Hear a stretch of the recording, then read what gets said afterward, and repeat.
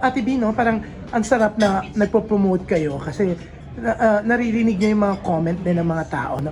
So, Ate B, sino na yung mga nagsabi sa iyo? Like, sila Luis, or kahit na si Rap, sila yung mga malalapit sa iyo, anong sinasabi nila about the movie? They're very excited with this movie.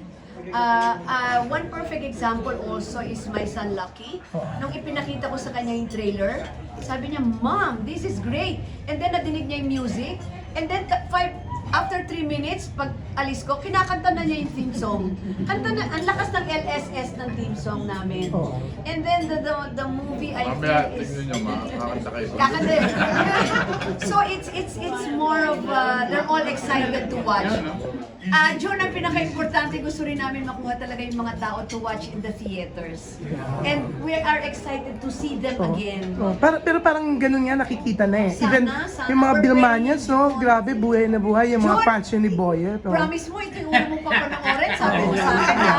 Actually, Sabi mo sa akin, yan ang una don't kong worry, 8 kayong nag-promise ako. Ang daya. Hindi.